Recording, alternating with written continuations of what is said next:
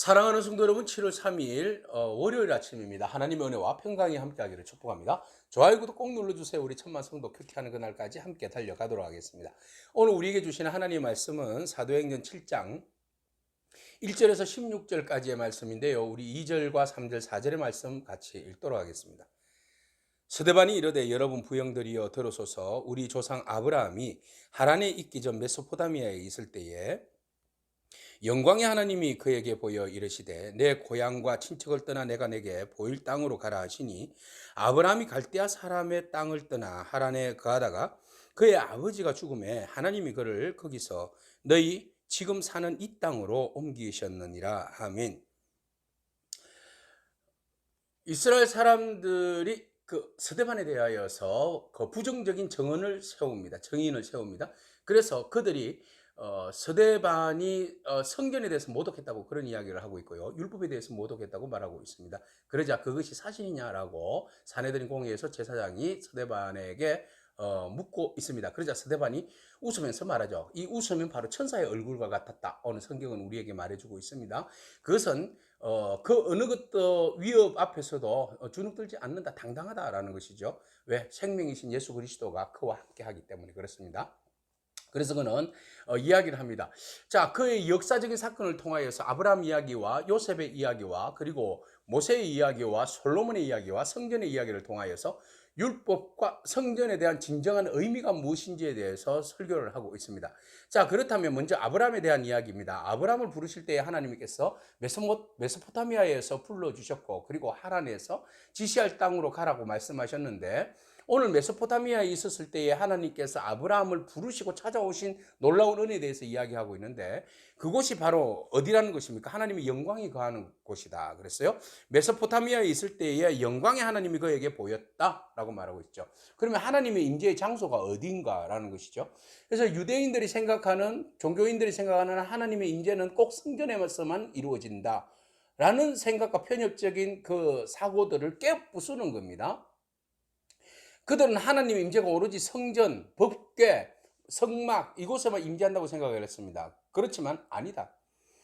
하나님의 임재는 어디든지 다 있는데 그 임재가 있는 그곳이 성전이라는 것은 지금 스데반이 말하고 있어요. 그래서 땅에 대한 이 개념들을 쭉 이야기하면서 이 이야기를 지금 하는 이야기는 그들이 말하고 있는 그 한정되어져 있는 편협적인 그 성전에 대한 개념을 지금 무너뜨리는 거잖아요. 그러니까 하나님의 임재가 있는 그곳이 바로 성전이요. 하나님을 만나는 그 장소가 성전이 되어진다는 겁니다. 그러면 진정한 의미에서 성전이 뭐냐? 너희가 말했을 때에 예수 그리스도가 성전을 무너뜨리고 3일 만에 다시 성전을 짓겠다고 했던 이야기, 그 사실에 대해서 너희가 오해하고 있다는 것이죠. 이 성전이라는 개념은 물론 성전은 무너진다. 미래에 로마가 쳐들어와서 다 돌 위에 돌도 남기지 않고 다 무너뜨릴 거야. 그 말은 맞아요.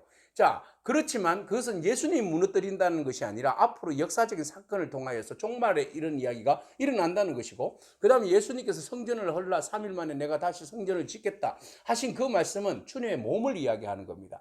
지금 구약시대에 이스라엘 사람들이 가지고 있는 성전에 대한 개념은 뭡니까? 사람이 하나님께 범접할 수 없는, 그죠? 가까이 나갈 수 없는, 범접할 수 없는 그런 제한되어 있는 공간이죠. 근데 예수 그리스도께서 십자가에 못 박혀 돌아가심으로 해서 당신의 몸을 찢으실 때에 성전의 휘장이 갈라짐으로 인하여 하나님과 우리 사이에 온전한 만남의 장소가 예수 그리스도를 통하여서 이루어졌다는 것이죠. 그래서 예수 그리스도께서 하나님과 우리 사이에 막혀 있었던 성전의 담을 흘러주셨고 예수 그리스도를 통하여서 하나님과 만남의 거룩한 장소를 예수님께서 허락하여 주셨는데 그 예수님이 바로 성전의 중심이 되어 주신다는 겁니다. 그래서 주님께 나아가면 주님을 통하여서 우리는 하나님과 우리가 만날 수 있게 된 것이죠. 주님이 몸을 찢으셨기 때문에 그렇습니다.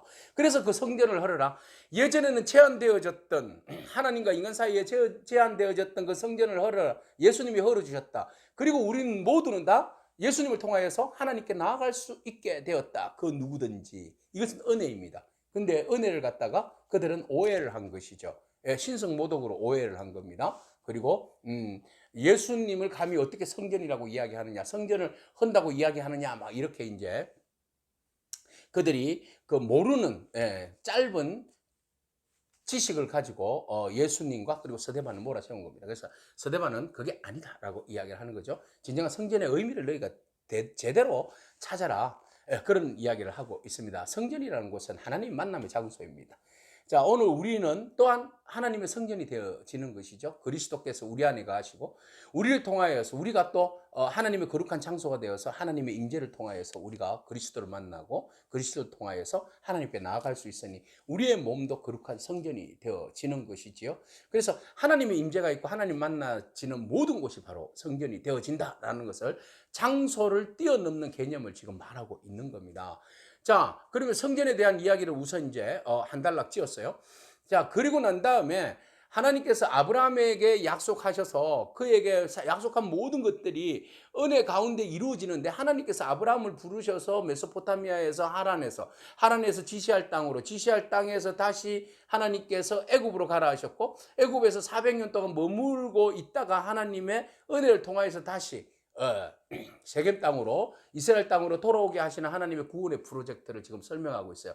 그 모든 역사의 주관자는 하나님이시고 구원으로 이끌어 가시는 분은 하나님이신데 그 구원의 역사 속에 누가 계신다는 거예요? 바로 예수 그리스도께서 계시고 그 예수 그리스도께서 너희가 성전이라고 이야기하는 그런 고정되어 있는 그 성전의 개념을 주님께서 깨어 부셨다. 그리고 주님이 그 성전의 중심에서 당신 모두를 다 하나님께로 나아올 수 있는 그런 놀라운 축복의 장소로 주님께서 당신의 몸을 내어주셨다. 이런 놀라운 이야기를 하고 있습니다. 자, 이 이야기가 진행이 되면서 그 다음에 아브라함, 이삭, 야곱을 통하여서 12조상들을 낳았는데 그 12조상의 이야기로 자연스럽게 흘러가고 있어요. 12조상이 그의 막내가 아니죠. 그의 동생 중에 요셉을 갖다가 뭐 했다고 이야기하고 있습니까? 9절에 보니까 요셉을 시기했다. 그리고 요셉을 팔아버렸다. 하나님이 그와 함께 계셨는데 그 모든 환난 가운데 하나님이 그를 건져주셨다. 그런데 바로 앞에 서서 은총과 지혜를 하나님이 주셔서 바로가 그를 애굽과 자기 온 집의 통치자로 세워주셨다. 이런 이야기를 하고 있어요. 그러니까 요셉이 형들의 미움을 받아서 어려움을 당해서 애굽으로 끌려가서 환난을 당했지만 그러나 하나님이 그와 동행하셨고 함께 하셨고 하나님이 그에게 지혜와 은총을 주셔서 바로의 온 집안을 다스리는 통치자가 되게 하셨다. 그뿐만 아니라 통치자가 되어 주신 뿐만 아니라 된 것이 아니라 그의 가나안 땅에 흉년이 들었는데 다 죽음의 직면에 있었을 때에 그 가족들이 애굽으로 오게 되었고 애굽에 있었던 통치자 요셉이 그의 가족들을 모두들 다 구원해냈다. 이 이야기를 하고 있습니다.